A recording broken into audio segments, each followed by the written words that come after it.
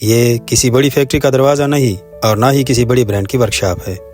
یہ ایک چھوٹی سی دکان ہے، مگر یہاں جو لوگ کام کرتے ہیں ان کے حوصلے بہت بڑے ہیں۔ یہ تینوں بھائی پیدائشی طور پر قوت سماعت اور قوت گویائی سے محروم ہیں، یعنی نہ ہی سن سکتے ہیں اور نہ ہی بول سکتے ہیں۔ زندگی نے اگر ان کا ایک راستہ بند کر دیا تو ان لوگوں نے ہنر کا راستہ چن کر اپنے لیے کئی دروازے کھول لیے، نہ کسی کا آسرا لیا، نہ کسی کے آگے ہاتھ پھیلائے۔ یہ لوگ ہر دن ایک پیغام دیتے ہیں کہ محنت صرف آواز سے نہیں نیت سے کی جاتی ہے۔ کامیابی نہ زبان مانگتی ہے اور نہ ہی سماعت، بس حوصلہ اور لگن مانگتی ہے۔ ان تینوں بھائیوں کا ہنر اور کام ان تمام لوگوں کے منہ پر ایک زوردار تمانچہ ہے جو معمولی جسمانی معذوری کا بہانہ کر کے چوک چوراہوں پر بھیک مانگتے ہیں۔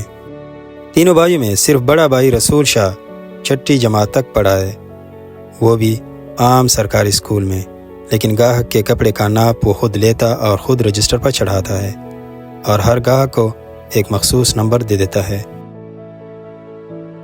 بڑا بھائی رسول شاہ خود رزق حلال کمانے کے ساتھ ساتھ معاشرے کے دیگر بے روزگار نوجوانوں کے لیے بھی ہنر سیکھنے کا موقع مہیا کر رہا ہے۔